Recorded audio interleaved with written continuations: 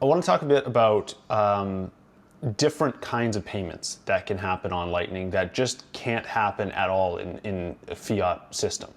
I guess like remittances are hard to do in fiat world, especially if you're moving money internationally, and it's a time consuming process, but it can be done.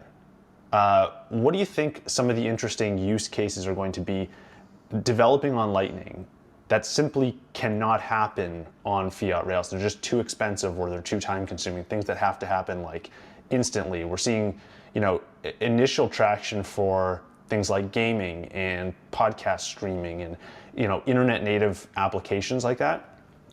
Are there any particular ones that you're excited about, things that you think could develop on Lightning that just there's just no precedent for in a fiat world?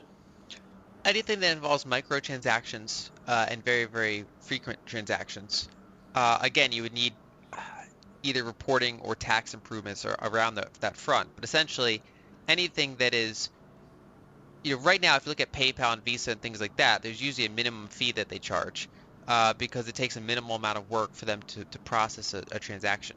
And so they're very discouraging against, say, penny transactions, right? So, whereas with Lightning, you can do very, very small transactions. And so that opens up machine to machine transactions, right? So automatic machine to machine transactions. That opens up gaming transactions.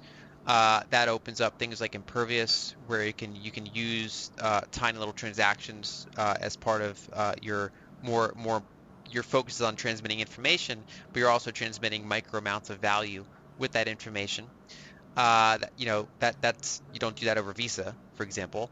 And then just in general programmable money, right? So just little things you can do that I think an analogy I recently used is that when the iPhone came out, no one thought, wow, in 10 years this is really going to disrupt the taxi industry, right? It's Yeah. just you don't kind of put one and one and one and one together until you get like seven. You just think two or three steps ahead, and it's hard to say what happens five steps ahead. I don't know. I think that uh, programmable programmable money is a set of building blocks similar to smartphones and the internet, where it's hard to say where it goes in 10 years. I think another thing that's exciting would be, anti-spam. That's something that Michael Saylor talks about a lot. I don't know if it's going to catch on, but I hope it does. It'd be cool. Um, because you can use that as, I mean, proof of work was invented as an anti-spam technology. And so it would be cool to see Lightning used for some of that purposes. I think that has some of the capability to be used as a way to reduce spam and as a way to add small amounts of friction to improve, internet quality.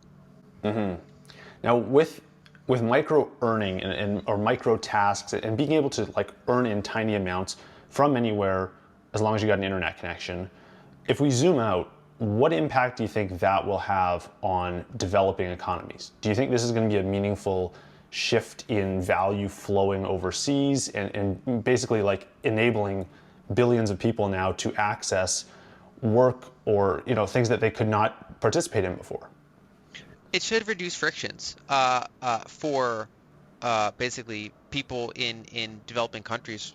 Really, what we see a combination of work from home technologies and smoother payment systems. So being able to go around banks and things like that. To the extent that those continue to be possible, that makes geography a lot less important. And so that can include people moving to other locations and continuing the work that they're doing, right? So that's number one. And then number two, opening up access to people throughout many markets to new economic activities that they didn't have in their local markets, or at least anywhere to near the same extent. So I think that's favorable.